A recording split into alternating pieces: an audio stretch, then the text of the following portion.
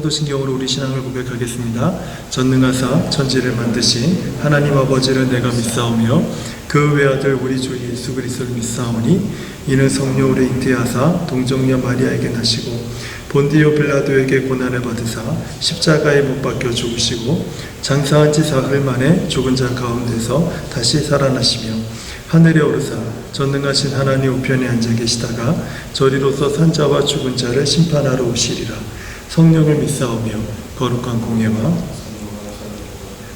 죄를 사하여 주시는 것과 몸이 다시 사는 것과 영원히 사는 것을 믿사옵나이다. 아멘. 우리 비 준비하시니 우리 찬양 함께 하도록 하겠습니다.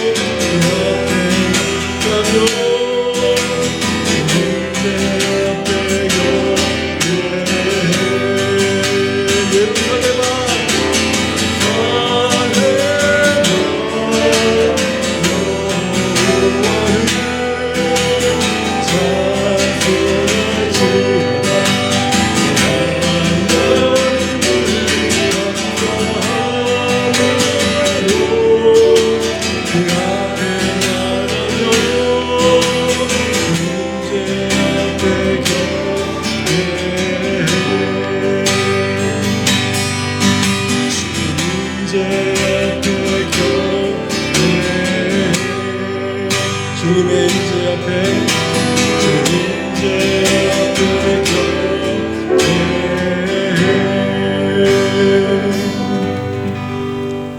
네, 감사합니다. 이 시간에 우리 다시 일어나라는 찬양을 함께 배울 텐데요. 처음 불러보는 찬양입니다. 제가 한 달 동안 귀 기울여 듣다가 이 찬양을 우리 교회에서 함께 자주 불렀으면 좋겠다라는 생각이 들어서 오늘부터 한번 배우면서 계속 좀 우리가 좀 익숙해지면 좋겠다라는 생각이 들었어요. 한번 같이 찬양 부르면서 함께 배우면서 또 찬양하도록 하겠습니다.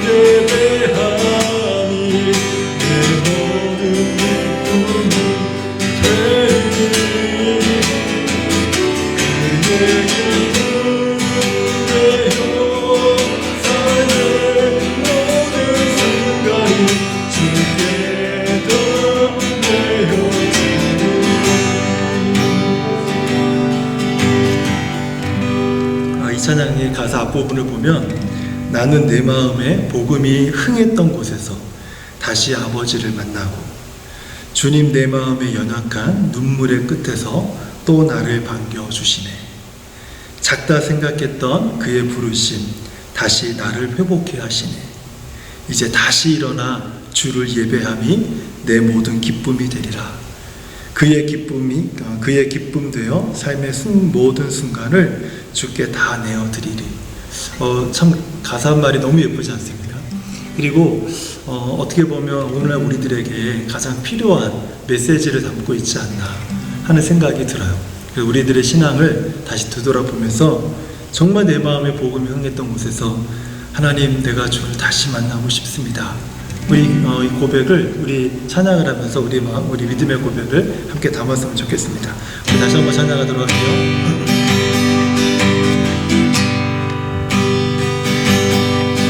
나는 내 마음에 복음이 흥했던 곳에서 다시 아버지를 만나고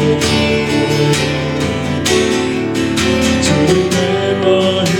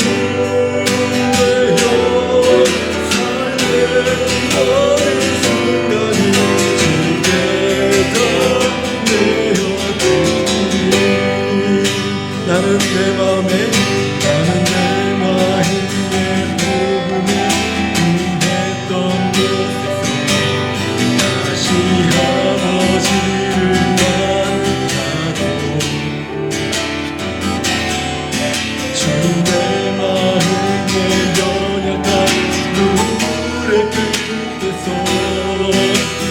나를 반겨주시네.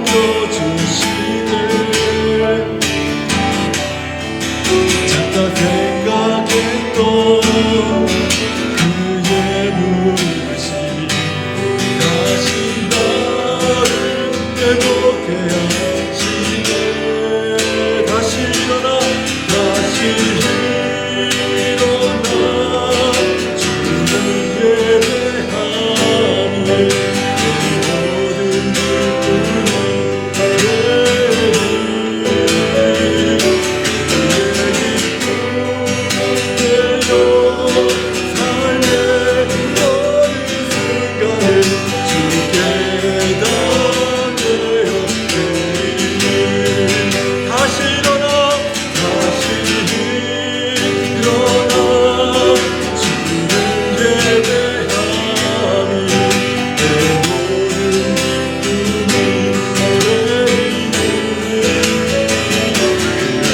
기쁨이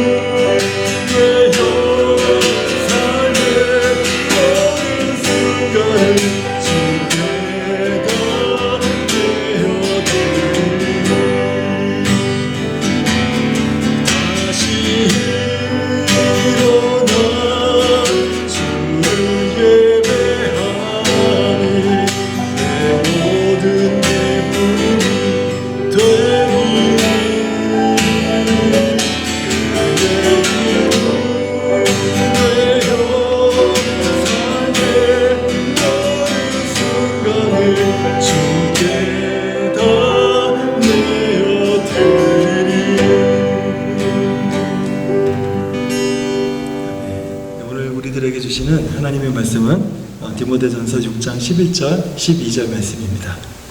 오직 너 하나님의 사람아 이것들을 피하고 의와 경건과 믿음과 사랑과 온유를 따르며 믿음의 선한 싸움을 싸우라. 영생을 취하라. 이를 위하여 네가 부르심을 받았고 많은 증인 앞에서 선한 증언을 하였도다.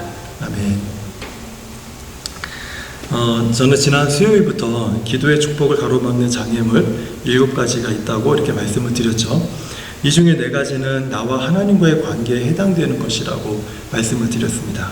그래서 지난주에 그 4가지에 대한 말씀을 드렸는데 그 4가지가 정욕이었고 그 다음에 죄악, 우상, 그리고 의심에 대한 것들이었습니다. 오늘은 그 남은 3가지로 이제 이웃과의 관계에서 기도를 가로막는 그 3가지 그 부분을 이제 함께 생각해 보면서 7가지 전체를 이제 오늘까지 다 말씀을 드리고자 합니다. 이웃과의 관계에서 기도를 가로막는 방해물 3가지, 3가지 중에 첫 번째는요, 용서하지 않는 마음입니다. 용서하지 않는 마음. 화면을 통해서 우리가 함께 볼게요. 마가복음 11장 25절은요, 이것이 우리의 기도를 가로막고 있다는 것을 명확하게 말씀하고 있어요. 함께 읽어볼까요?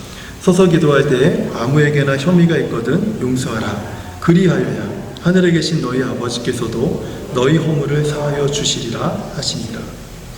이 용서하지 않는 마음은 기도의 방해물 중에 가장 흔한 것임에도 우리는 이것을 간과하며 살 때가 참 많습니다. 다른 것들은 다 잘해도 이상하게 이게 잘 해결이 안 되는 그런 경우가 있어요. 이거는 저뿐만 아니라 참 많은 사람들이 저와 비슷한 생각을 하면서 살아갑니다. 그 이유는 우리가 모두 다 비슷하기 때문에 그래요. 특별히 다르지 않기 때문에 그렇습니다. 그러니까 용서하지 않는 마음이 왜 우리의 기도를 방해하는 중요한 사안이 되는가 하는 거예요. 예수님은 2가지 비유를 통해서 그 이유를 우리들에게 분명히 말씀하셨어요. 성경이 좀 제가 스토리를 들려드리는 것보다 함께 성경을 읽는 것이 좋을 것 같아서 성경을 한번 찾겠습니다. 마태복음 18장 23절에서 35절까지의 말씀인데요. 우리가 이 성경의 내용을 너무나도 잘 알고 있습니다. 예수님께서 1만 달란트 빚진 자의 비유를 말씀하셨는데 이 비유를 우리가 참 많이 들어왔어요. 그래서 제가 굳이 스토리로 제가 들려드리지 않아도 우리 성경을 읽는 것만으로도 우리가 충분히 이 내용이 전달될 것이라고 생각이 들어요. 찾으셨으면 우리 함께 한번 읽어볼게요. 내용을 생각하면서 함께 읽어보겠습니다.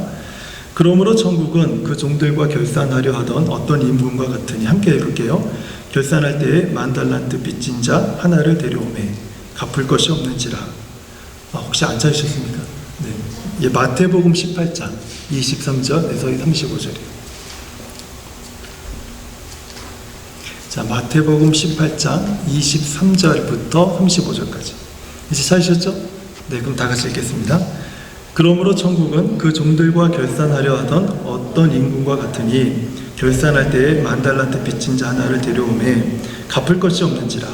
주인이 명하여 그 몸과 아내와 자식들과 모든 소유를 다 팔아 갚게 하라 하니 그 종이 엎드려 절하여 이르되 내게 참으소서 다 갚으리다 하거늘 그 종의 주인이 불쌍히 여겨 놓아 보내며 그 빚을 탕감하여 주었더니 그 종이 나가서 자기에게 100단 데나리온 빚진 동료 한 사람을 만나 붙들어 목을 잡고 이르되 빚을 갚으라 하며 그 동료가 엎드려 간구하여 이르되 나에게 참아주소서 갚으리다 하되 허락하지 아니하고 이에 가서 그가 빚을 갚도록 옷에 가두거늘 그 동료들이 그것을 보고 몹시 딱하게 여겨 주인에게 가서 그 일을 다 알리니 이에 주인이 그를 불러다가 말하되 악한 종아 네가 빌기에 내가 네 빚을 전부 탕감하여 주었거늘 내가 너를 불쌍히 여김과 같이 너도 네 동료를 불쌍히 여김이 마땅하지 아니하냐 하고 주인이 노하여 그 빚을 다 갚도록 그를 옥졸들에게 넘기니라.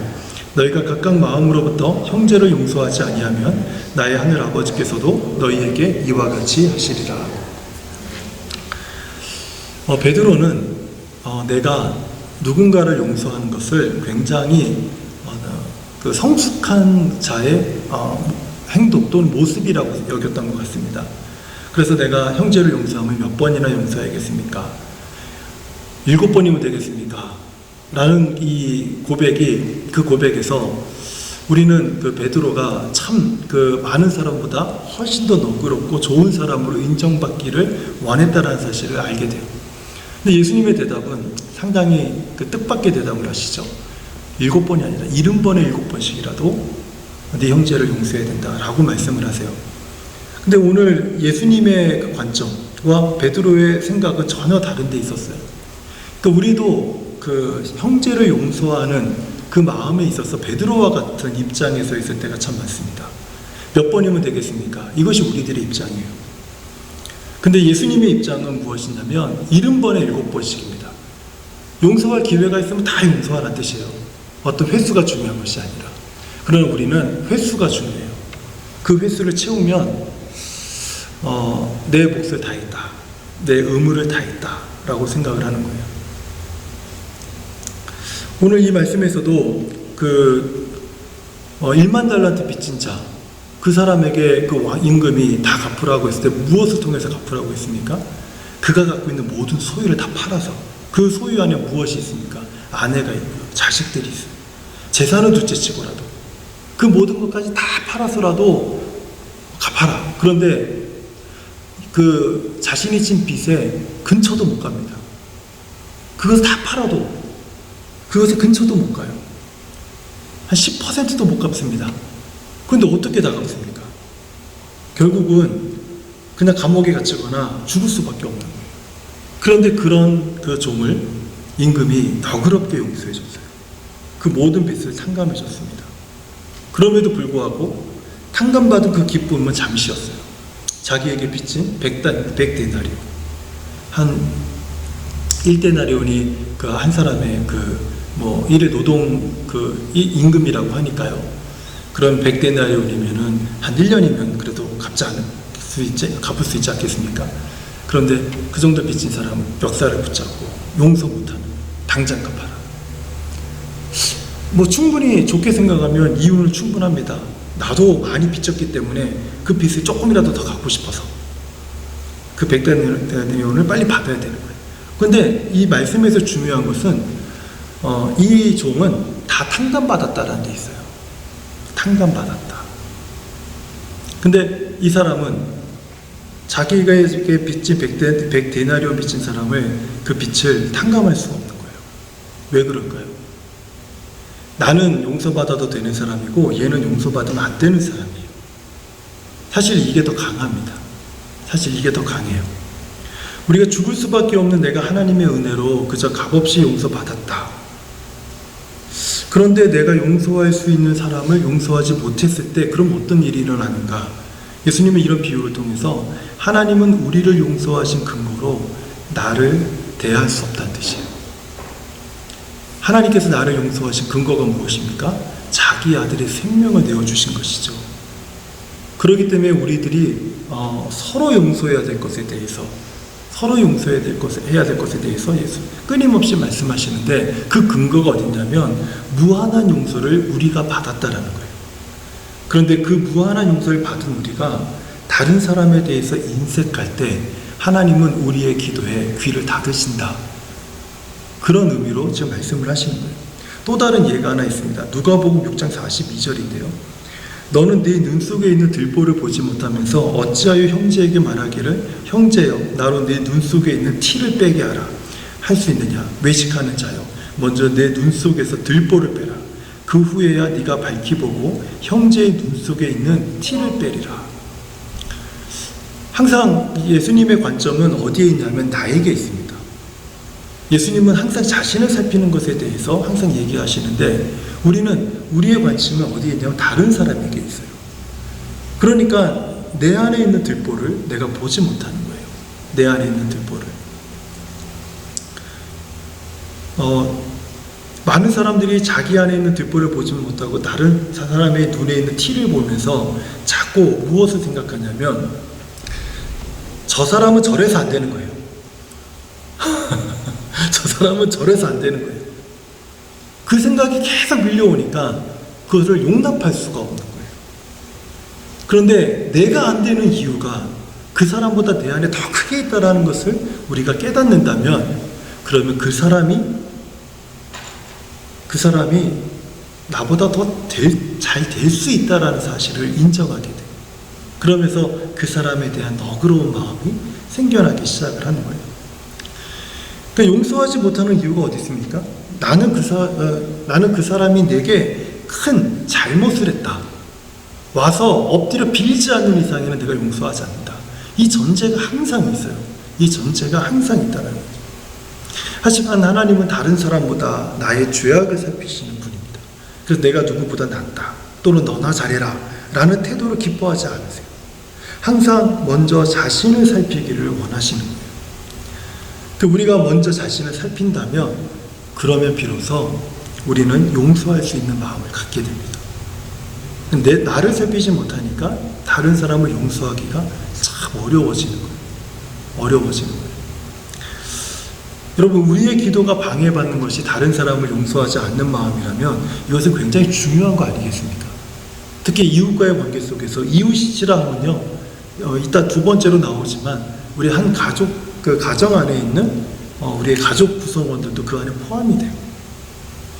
그들을 용서하지 않는다면, 나를 제외한 모든 사람을 용서할 수 없는 마음을 갖는다면, 그렇다면 우리는 기도할 때마다 끊임없이 무엇인가가 방해받는다라는 그런 느낌을 가지게 될 거라는 거예요. 두 번째는 무엇이냐면, 우리가 기도할 때 우리를 방해하는 것, 두 번째는 부부관계입니다. 부부관계. 한번 화면을 통해서 베드로전서 3장 7절을 함께 읽어볼게요. 시작. 남편들아, 이와 같이 지식을 따라 너희 아내와 동거하고 그를 더 연약한 그릇이요 또 생명의 은혜를 함께 이어받을 자로 알아 귀히 여기라. 이는 너희 기도가 막히지 아니하게 하려 함이라. 남편들에게 얘기했으니까 아내들은 뭐 남편을 그냥 소홀히 대해도 된다는 뜻입니까? 그 뜻이 아니에요. 여기는 한 가지 원리가 적용하고 있습니다. 서로 귀하게 여겨야 됩니다. 그 이유가 무엇입니까? 너희 기도가 막히지 아니하게 하려 합니다 라는 거예요. 저는 사실 이런 말을 할 자격이 없어요. 우리 남자들에게 아내를 귀하게 여기십시오 이렇게 말할 자격이 없는 사람이에요. 왜냐하면 저도 그렇게 못했으니까. 그런데 그 아내가 얼마나 귀한 사람인지를 딱 깨닫게 되는 순간부터 제가 이렇게 둘러보면은 정말 많은 분들이 아내를 귀하게 여기지 않아요. 놀랍더라고요. 제가 이번에 그 베델교회 가서 그 한 장로님 집에, 그 장로님이 젊으시더라고요. 40대시더라고요. 그래서 야, 부럽다라는 생각이 들었어요. 근데 그 장로님 집에 하루를 묵으면서 그 이제 아내 되는 이제 집사님하고 좀 이렇게 대화를 많이 하게 됐어요. 근데 거기 애가 셋이 있는데 어린 애들이 셋이 있더라고요. 뭐 큰 애가 이제 한 6학년 되나 7학년 되나 그런 것 같아요. 뭐 큰 애가. 근데 그 아이들을 돌보면서 하는 그 행동을 보니까 참 마음이 너무 부러워요. 제 마음에. 왜냐하면 저희 아이들은 그 시기가 다 지났잖아요. 그 시기를 보는데 그 시기에 우리 아이들이 그때 시기에 참 예뻤었거든요. 근데 그때 엄마가 다독이고 돌봐주는 그 모습들 옆에서 이렇게 가만히 보니까 갑자기 옛날 생각이 나면서 너무 이렇게 부러운 거예요. 그러더니 갑자기 그 여집사님이 저에게 그러는 거예요. 목사님, 저는 참 좋은 엄마가 아닌 것 같아요. 아이들에게 화를 내고 막 소리를 내고. 그래서 제가 그냥 대뜸 그랬어요. 말 딱 잘라버리고, 집사님은 이미 충분히 좋은 엄마입니다. 충분히 좋은 엄마입니다. 제가 볼 때는 200점, 300점짜리 엄마입니다. 그랬더니 아니라는 거예요. 그렇지 않습니다. 집사님은 충분히 좋은 엄마입니다. 한 가지 제가 저의 실패담을 통해서 한 가지만 말씀을 드린다면, 아이들을 위한 기도를 쉬지 않고 해주셨으면 좋겠습니다. 왜냐하면 저는 우리 자녀를 위해서 기도를 못했던 아빠였던 것 같습니다. 그걸 아내가 할 줄 알고 아내에게 미루고 제가 못했던 것 같습니다. 근데 알고 봤더니 아내도 안 했더라고요. 그런 얘기를 했어요. 우리는 자녀들을 이렇게 잘 키우지 못했습니다. 근데 집사님을 보니까 200점, 300점짜리 엄마입니다. 막 이렇게 우시더라고요, 갑자기. 근데 제가 이렇게 보면서 느끼는 거는, 우리는 그 결혼이라는 그 거룩한 이름 안에서 많은 죄악들을 부부관계 속에서 숨겨두고 그걸 들춰내지 않는 거예요. 그 이불 속에 은밀한 것들이 있어요. 뭐 게으름이 있고 불성실이 있고 난폭함, 폭력과 폭언이 있고 이기적인 마음들이 있어요. 그 무시하는 행동들, 무시하는 말들, 짜증내는 것들, 불치지하는 것들, 앙칼진 언어들, 뭐 이런 것들이 많죠. 이런 것들이 많아요. 근데 그것들이 결국은 우리의 기도를 가로막는 방해물이라는 사실을 기억해야 돼요. 제가 지금까지 이렇게 쭉 오면서 가장 소중하게 여겨야 되는 것은 저는 이렇게 생각해요. 저는 아내라고 생각을 해요. 아주 진심이에요. 진심. 그래서 우리는 이런 것들이 있을 때마다 이것들 피하고 남편과 아내는 서로에 대한 의무를 다해야 돼요. 그런데 남편은 아내를 정말 친절하게 사랑의 언어를 사용하면서 아내를 많이 배려해야 됩니다. 이게 굉장히 중요한 것이에요. 나이가 60이 되고 70이 돼도요, 여전히 옛날에 그 습관으로 살아오는 많은 남성들이 이미 머리가 휘어지고 머리가 벗겨진 노인이 됐어도 아내를 함부로 대하는 분들이 참 많아요. 근데 그거를 멈춰야 돼요. 그래도 된다고 생각하는데 그걸 멈춰야 돼요. 남편들은 아내를 정말 존중하고 또 사랑하고 친절한 말들, 배려하는 그런 표현들을 많이 사용해야 됩니다. 반대로 아내들은 남편을 정말 존경해야 돼요. 남편들은요, 사실 아내들이 해주는 것 10가지 중에서 9가지는 다 필요 없습니다. 안 해줘도 되는 것들이. 한 가지가 필요해요. 인정이 필요합니다. 그래도 역시 당신이 최고다. 이 한마디가 9가지 다 안 해줘도 돼요. 9가지 다 해주고 그거 하나 안 하잖아요? 하나도 못 받은 것 같아요. 하나도 못 받은 것 같아요. 근데 9가지 안 해주고 딱 그거 한 가지만 해주잖아요? 이거 없고 당신은 이것도 없고 이것도 없고 다 못하지만 그래도 역시 당신이 최고다. 이 한마디는 남편들로 하여금 친절하게 만들고 사랑의 언어를 사용하게 만들고 배려하게 만들고 도와주게 만들고 헌신하게 만들고 무릎 꿇게 만들고 안아주게 만들고 도와주게 만들고 하는 그런 언어가 된다는 거예요. 그래서 남편은 아내에게 친절하고 아내는 남편을 존경하는 이것이 굉장히 필요해요. 그거를 이불속 안에 숨겨놓아 있는 모든 죄악들을 털어버리고 다시 사랑과 존경이 부부관계 속에서 회복될 때, 그러면은 우리의 그 영적인 삶들이 굉장히 풍성해집니다. 그런데 그렇지 못하면 영적 침체가 가정에서부터 계속해서 흘러들어오기 때문에 아무리 교회에서 신앙생활 잘해도 쉽지가 않아요. 우리가 충만한 삶을 살아가는 것이 정말 쉽지 않다라는 거예요. 그런데 어떻게 기도하면 우리가 하나님의 응답을 잘 사모하겠습니까? 잘 누리면서 할 수 있겠어요? 이게 어렵다는 거죠. 이웃과의 관계 속에서 기도를 가로막는 것, 마지막으로 세 번째는요, 구제입니다. 함께 성경을 우리 화면을 통해서 볼게요. 잠언 21장 13절입니다. 귀를 막고 가난한 자가 부르짖는 소리를 듣지 아니하면 자기가 부르짖을 때에도 들을 자가 없으리라. 다른 사람들에게 넉넉히 베푸는 사람들이요, 하나님으로부터 넉넉히 받습니다. 제가 지난번에도 한번 그 말씀을 드린 적이 있어요. 제가 부목사 시절에 같은 동료들에게 미움을 좀 많이 받았어요. 이유는 딱 한 가지예요. 제가 미움을 받은 이유는 저는 그렇게 하고 싶지 않은 거예요. 다른 목사님들이 하는 것처럼 저는 그렇게 하고 싶지 않았어요. 어떤 것이든지 간에 그냥 내가 할 수 있는 최선을 다하고 다른 전개를 부리지 않고, 그리고 할 수 있으면 가능하면 같이 돕고 같이 하고 하는 그런 것들을 원했어요. 내 일만 하길 원치 않았어요. 그러다 보니까 자꾸 튀어요.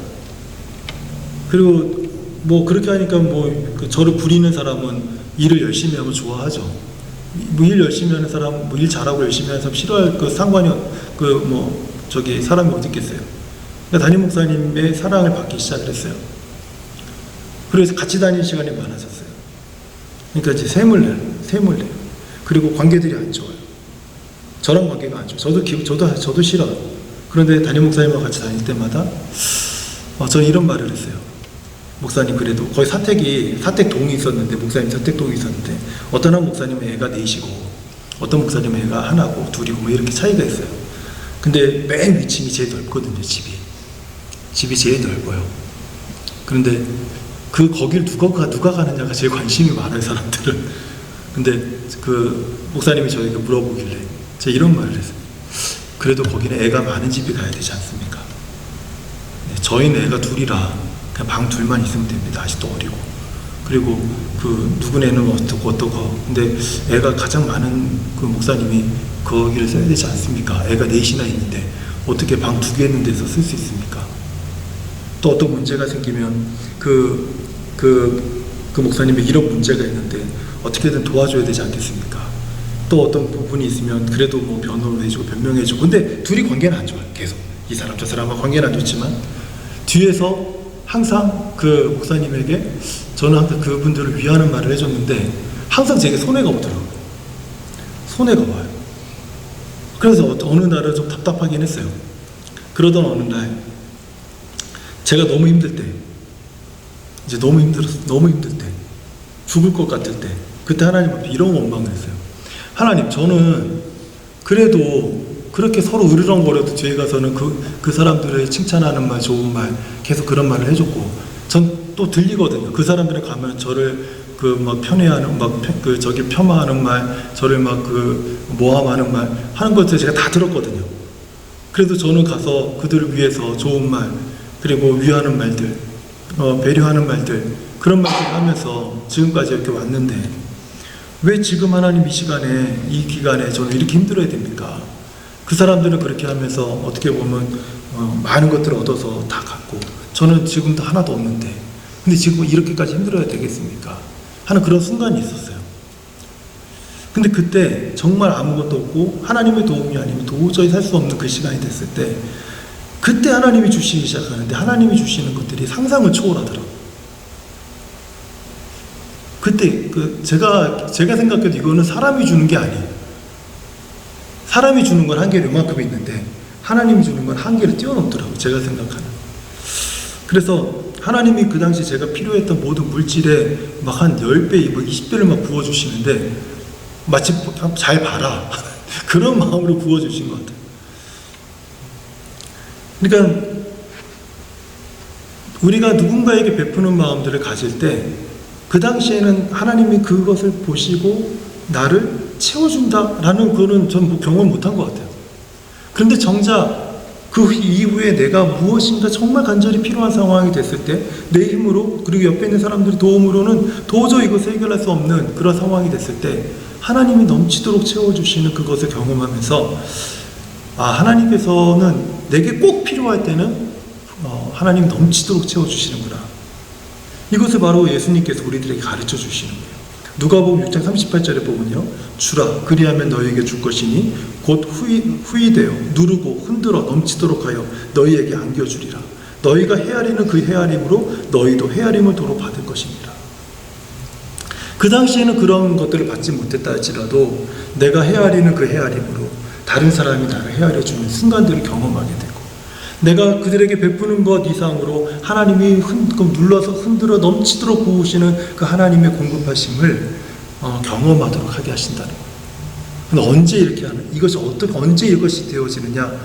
내 주변에서 힘들다, 어렵다, 지쳤다, 죽을 것 같다, 탄식 소리가 들리는 사람들을 그냥 지나치지 말라는 거예요. 그럼 교회 가면 되지 않습니까? 이건 교회 가라는 소리가 아니에요. 교회 가면 좋죠. 여러분 주변에서, 내 삶의 주변에서 그런 분들이 있다면 그러면 그분들을 지나치지 말라는 거예요. 그분들은.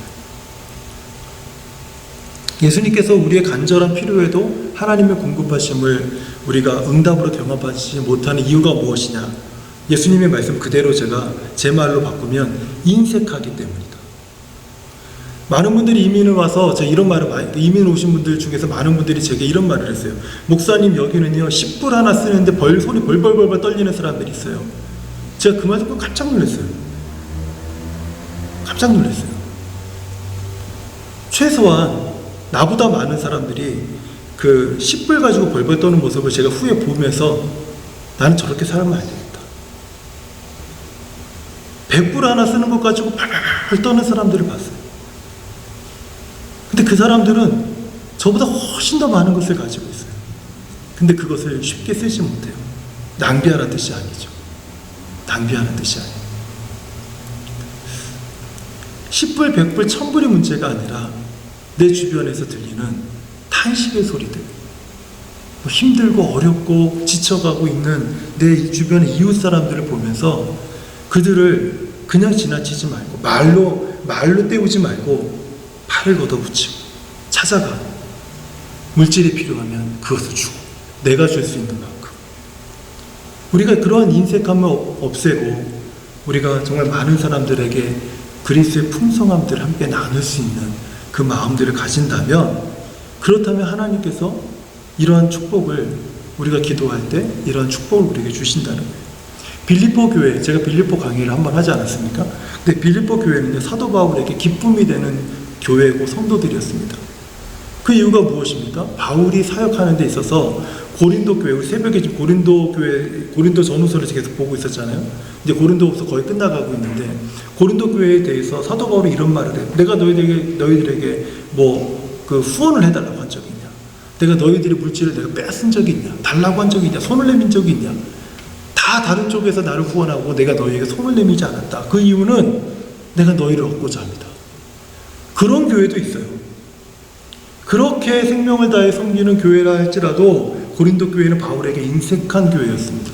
그러나 빌립보 교회는요, 바울의 사역을 기쁨으로 돕고 후원하는 그런 교회였어요. 심지어 어려운 소식을 들은 예루살렘 교회의 성도들에게 자신들의 물질을 나누는 것도 기쁨으로 감당하는 그런 교회였어요. 이런 그 빌립보 교회의 성도들을 향해서 사도 바울이 하나님이 주시는 축복의 약속을 그들에게 이렇게 전합니다. 빌립보서 4장 19절을 보면, 나의 하나님이 그리스도 예수 안에서 영광 가운데 그 풍성한 대로 너희 모든 쓸 것을 채우시리라. 너희 모든 쓸 것을 채우시리라.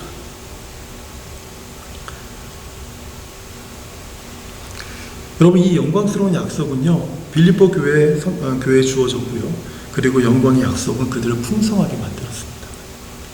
우리는 많이 있는 중에 인색한 삶을 살아갈 수 있지만, 우리는 많지는 않지만 겨우 살아가지만, 그러나 그리스도 안에 있는 풍성함을 나누면서 살아갈 수 있는 성도들이 될 수 있다는 뜻이에요. 이제 기도를 방해하는 7가지를 다시 한번 정리해보고 말씀을 마치겠습니다. 기도를 방해하는 7가지. 먼저 하나님과의 관계에 있어서는 정욕으로 구할 때, 그리고 죄악 가운데서 구할 때, 내 안에 우상을 두고 기도할 때, 의심하면서 기도할 때 하나님은 이것에 대해서 응답하지 않으신다. 그리고 이웃과의 관계에 있어서 방해하는 3가지는 용서하지 않는 마음을 가지고 기도할 때, 부부관계, 정말 틀어져 있는 부부관계 속에서 기도할 때, 그리고 내 주변에 이렇게 저렇게 힘들어하는 사람들의 소리를 외면하면서 살아가면서 분명히 들림에도 불구하고 그것을 외면하면서 살아갈 때, 그럴 때 우리가 그런 그 상황에서 기도할 때 하나님은 우리의 기도를 듣지 않으신다라는 거예요. 저는 오늘 그 본문의 말씀, 이것들을 피하고, 너 하나님의 사람아 이것들을 피하고 라는 그 말씀이 여기에 우리가 좀 그 말씀을 적용했으면 좋겠어요. 그래서 우리 저뿐만 아니라 우리 성도님들이 이것들을 피하고 하나님께서 그리스도 안에 있는 그 은혜의 풍성함을 따라서 우리가 기도의 축복을 누리는 저와 우리 성도님들 되시기를 주님의 이름으로 축원합니다. 이제 우리 주신 말씀을 기억하고 우리 말씀을 붙들면서 함께 기도했으면 좋겠습니다. 먼저 하나님과의 관계에서 하나님, 우리의 기도를 가로막고 있는 정욕, 죄악들, 우상들, 의심들을 버리게 하여 주십시오. 오직 믿음으로 구하고 응답의 축복을 누리는 성도가 되게 하여 주십시오. 이웃과의 관계에서 용서하고 부부 간의 사랑의 관계를 회복하고 이웃을 돌봄으로 그리스도 안에 풍성한 축복을 누리는 성도가 되게 하여 주시옵소서라고 우리 시간 합심하여 같이 기도하겠습니다. 살아계신 하나님 아버지, 감사합니다. 우리가 하나님 앞에 믿음의 삶, 신앙의 삶을 살아가는 것은 하나님과의 관계와 이웃과의 관계를 우리가 올바로 하고 하나님의 말씀을 따라서 주님과의 관계를 세우고 이웃과의 관계를 진리의 말씀을 따라 세우는 것임을 압니다. 하나님, 우리가 주님과의 관계 속에서 아무리 하나님 앞에 엎드려 기도한다 할지라도 하나님 정욕을 위해서 기도하고 죄악을 속에 속에서 기도하고 우상을 두고 기도하고 의심하며 기도하는 그런 아버지 마음들을 다 버리게 하여 주시고, 하나님 우리가 믿음으로 우리 하나님 앞에 구하는 그런 기도자들이 되도록 도와주시옵소서. 하나님 우리가 기도할 때마다 하나님 의심을 좀 버리게 하여 주시고, 죄악을 버리게 하여 주시고, 우상을 제거하게 하여 주시고, 하나님 정욕을 따르지 않도록 하나님 도와주시옵소서. 오직 믿음으로 우리가 하나님을 의지하는 가운데 믿음으로 구하여서 우리의 길과 우리 가정의 필요와 우리 인생의 모든 필요를 공급하시는 그 하나님의 응답을 우리가 마음껏 누리며 하나님 신앙생활하는 성도들이 되도록 하나님이 축복하여 주시길 간절히 기도합니다. 하나님 무엇보다 이웃과의 관계 속에서 용서하지 못하는 마음을 버리게 하여 주시고, 부부간의 사랑의 관계가 회복되게 하여 주시고, 이웃을 돌보며 아버지 하나님은 내 마음 안에 아버지 하나님 구제하는 삶이 자연스럽게 하나님 내 안에서 일어나도록 하나님께서 도와주시고 하나님 인도하여 주시옵소서. 그래서 빌립보 교회 성도들이 약속받은 것처럼 그리스도 예수 안에 있는 풍성한 축복을 누리는 하나님 우리 교회의 성도들이 될 수 있도록 하나님 도와주시옵소서. 인색한 삶이 아니라 나누는 삶을 삶으로 인하여서 하나님이 주시는 풍성한 삶이 아버지 저와 아버지 우리 교회와 또 우리 성도들 안에서 충만하도록 하나님께서 인도하여 주시기를 기도합니다. 하나님 그래서 우리가 기도할 때마다 날마다 그리스도 예수 안에 있는 충만한 응답과 하나님 축복을 우리가 누리면서 하나님 앞에 살아가는 그런 기도자들이 될 수 있도록 우리를 도와주시옵소서. 예수님의 이름으로 기도합니다. 아멘. 우리 성도들을 위해서 함께 기도하는 시간 갖겠습니다. 우리 이성자 집사님께서 이제 항암 치료 막바지에 있는데 역시나 그 5차 치료 지난주에 받으셨지만 이번 주에도 참 많이 힘드신 것 같아요. 이번 주에는 막 몸이 또 차고 막 열도 나고, 그래서 이머전시 가셔서 또 검사도 받고 막 하는 그런 일들이 있었습니다. 치료를 잘 이겨낼 수 있는 힘이 필요합니다. 우리 집사님이 정말 치료로 힘든 몸을 잘 이길 수 있도록 하나님 마음과 그 체력과 의지를 주시옵소서. 그리고 더욱 믿음에 견고하여져서 하나님을 의지하는 우리 집사님이 되고, 그래서 하나님 모든 치료가 마친 후에는 하나님의 은혜로 온전히 치유되어서 건강한 몸을 회복할 수 있도록 어떤 후유증도 없도록 하나님 도와주시옵소서. 우리 위해서 기도했으면 좋겠습니다. 그리고 우리 김경현 성도를 위해서 우리 함께 기도하는데 통풍으로 인해서 참 힘들지만, 그렇지만 그것보다 더 힘든 것은 마음이, 또 그 마음이 힘들고 마음이 힘드니까 상황들이 더 힘들어지고 어렵게 느껴지는 것 같습니다. 하나님 우리 김경원 성도에게 하나님께서 믿음을 주시옵소서, 은혜를 주시옵소서, 주님의 말씀을 주시고 그 말씀을 의지하여서 힘을 얻고 주님의 위로와 회복으로 삶이 일어날 수 있는, 회복될 수 있는 은혜를 달라고 우리 두 분을 위해서 함께 기도하겠습니다. 하나님 아버지 감사합니다. 아버지 하나님 우리 아버지 교회에서 함께 우리가 주님을 섬기고 있는 환우들을 위해서 이 시간 기도하기 원합니다. 하나님 이제 5차 치료를 마치고 아버지 하나님 이제 마지막 6차 치료를 앞두고 있는 집사님, 하나님께서 붙들어 주시기 원합니다. 하나님 더욱더 힘을 주시기를 기도합니다. 아버지 하나님 그 모든 아버지 항암 치료들을 잘 견뎌낼 수 있도록 하나님 체력을 주시고 의지를 주시고, 하나님 그 마음이 아버지 약하여지지 아니하도록 우리 하나님이 붙들어 주시고 도와주시기를 간절히 기도합니다. 무엇보다 더욱더 믿음에 견고해져서 우리 하나님을 의지하고 하나님 치료한 후에 온전히 치유되어서 아버지 하나님 깨끗하게 나와서 하나님을 섬기고 함께 또 신앙생활하고 아버지 건강한 몸으로 주님을 섬기는 귀한 집사님이 될 수 있도록 하나님이 도우시고 하나님 인도하여 주시옵소서. 아버지 연약합니다. 하나님 약합니다. 그러나 하나님 강한 손으로 붙들어 주시옵소서. 주의 손으로 붙들어 주시옵소서. 힘을 얻게 하여 주시옵소서. 아버지 하나님의 그 연약한 몸을 만져주시고 붙들어 주셔서 아버지 잘 이겨낼 수 있도록 우리 하나님 아버지 도우시고 인도하여 주시옵소서. 아버지 김경현 성도를 위해서 기도합니다. 하나님께서 연약해진 마음들마다 하나님 은혜로 그 마음을 견고하게 하여 주시고, 아버지 갈 바를 알지 못하는 그 마음에 하나님의 주의 말씀을 주셔서 믿음으로 주를 의지하는 우리 김경현 성도가 되도록 하나님 도와주시기를 원합니다. 하나님 예수 그리스도의 복음으로 말미암아 그 심령이 변화되어지고 그 심령이 강건하여지고 믿음으로 견고하여지고 주를 의지하는 성도가 되도록 하나님을 도우시고 인도하여 주시옵소서. 그래서 하나님의 위로가 풍성 풍성하게 하여 주시고 하나님이 주시는 회복의 삶을 덮어서 그 아버지 마음과 그 아버지 병이 회복되도록 하나님의 축복하시고 하나님 인도하여 주시옵소서. 그래서 온전히 회복되어서 더욱더 하나님의 주를 기쁘시게 하고 더욱더 주님을 섬기는 귀한 성도가 되도록 하나님 은혜 위에 은혜를 베풀어 주시옵소서. 예수님의 이름으로 기도합니다. 2022년 우리 9월 이 제너레이션의 띠문 다니엘입니다. 다니엘의 신앙을 우리 아이들이 말씀을 통해서 배우고 그 말씀을 통해서 정말 뜻을 정하고 정말 믿음으로 충성스럽게 주님을 섬기는, 또 다르게 거룩함으로 주님을 섬기는 믿음의 세대로 자랄 수 있도록 우리 이 제너레이션 자녀들을 위해서 우리 함께 기도해 주시기 바랍니다. 그리고 세가족 섬김의 학교가 계속해서 진행하고 있는데 우리 세가족 섬김의 리더들이 이제 세워지고 하나님 믿음을 통해서 하나님 복음이 전파되어지고 우리 성도들 안에 깊은 교제와 양육이 교회 안에서 뿌리내릴 수 있도록 하나님께서 그 리더들을 세워 주시옵소서. 지금 1차로 하고 있지만 또 2차 또 모임을 계획하고 있습니다. 하나님께서 우리 교회 세워주신 모든 집사님들이 정말 세가족 섬김이 리더들로 세워져서 한 영혼들에게 복음을 전하고 그들을 양육하고 믿음으로 세우는 귀한 리더들로 세워지도록 하나님 우리 교회 직분자들을 하나님 강건하게 세워주시옵소서라고 위에서 함께 기도하겠습니다. 하나님 아버지 감사합니다. 아버지 하나님 우리가 교회에 아버지 우리 먼저 우리 다음 세대를 놓고 하나님 앞에 기도하며 나가기를 원합니다.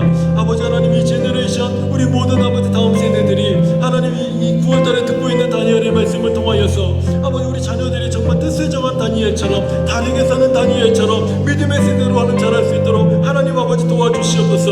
하나님의 말씀이 온전히 아버지 아이들에게 전달되어서 그 말씀의 능력대로 살아가고 결단하고 주를 섬기는 하나님 놀라운 능력이 임하도록 도와주시옵소서. 다니엘처럼 하나님 비전을 바라보고 하나님의 비전을 보고 아버지 뜻을 정하고 거룩한 삶으로 살아가며 평생 또한 주를 섬기는 아버지 그 다니엘의 삶을 통해서 우리 자녀들에게 하나님께서 주시는 거룩한 삶과 비전을 주셔서 자신의 삶들을 하나님 앞에 의탁하고 나아갈 수 있는 귀한 은혜가 아버지 하나님 우리 이 제너레이션 자녀들 가운데 아버지 가득 임하도록 하나님 아버지 도우시고 인도하여 주시기를 기도합니다.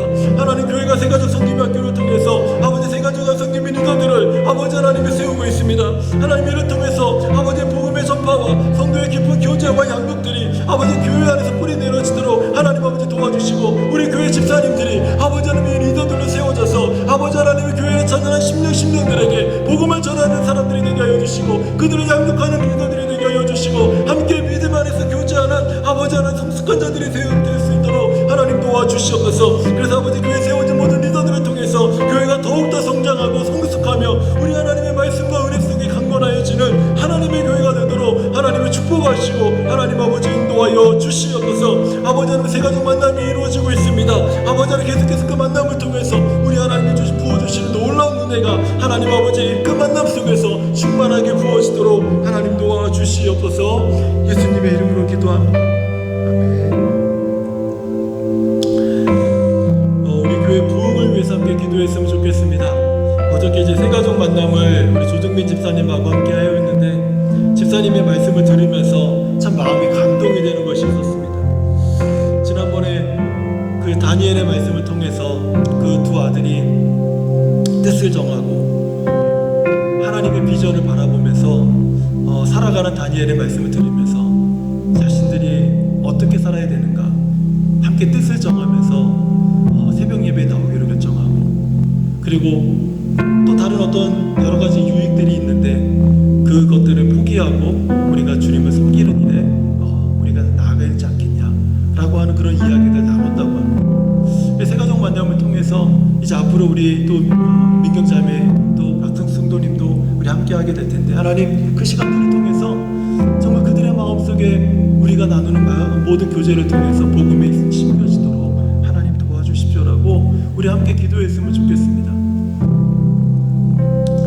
우리 교회가 정말 그렇게 함께 모여서 기도하고 성령이 충만하고 또 함께 모여 예배하고 말씀이 충만하고 우리가 복음의 증인이 되어서 정말 하나님의 부흥의 영광이 임하는 그런 교회가 될 수 있도록 하나님 우리를 축복하여 달라고 우리 함께 기도했으면 좋겠어요. 그 이를 위해서 하나님 우리에게 우리 교회를 진입하는 모든 성도들에게 회복을 주시옵소서, 능력을 주시옵소서, 기적을 주시옵소서, 성령의 충만을 주시옵소서, 우리를 강성하게 하여 주시옵소서라고 우리 함께 기도하겠습니다.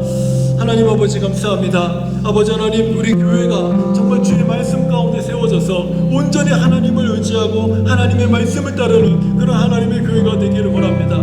아버지 하나님, 이 세가족 만남을 통해서 아버지 한 심령들이 아버지 하나님 교회 안에 함께 예비하면서 그들의 경험했던 교회를 아버지 간증하고 나누는 것을 통하여서 하나님, 우리 안에 참 하나님 우리가 신령한 은혜들이 우리 안에 넘쳐나는 것을 봅니다.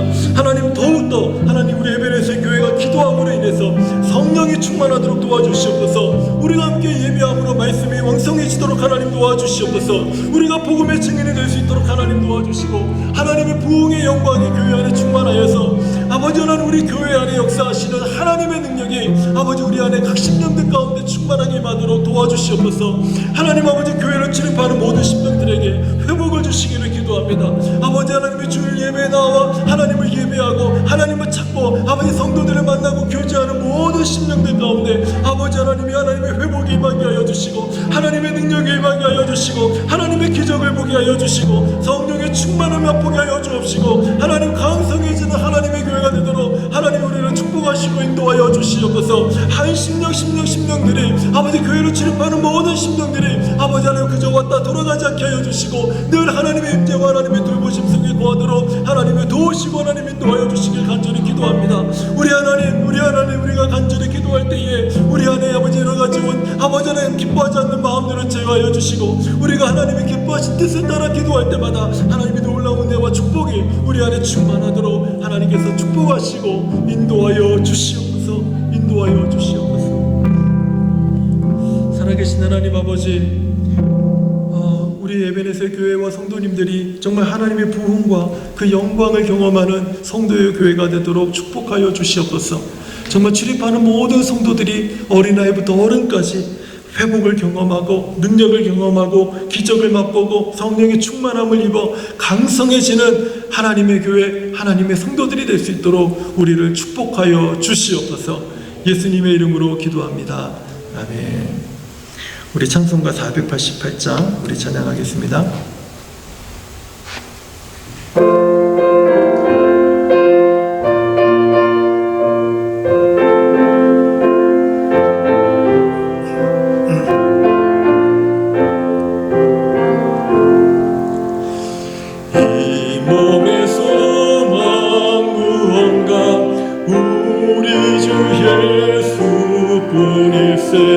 우리 주 예수 밖에는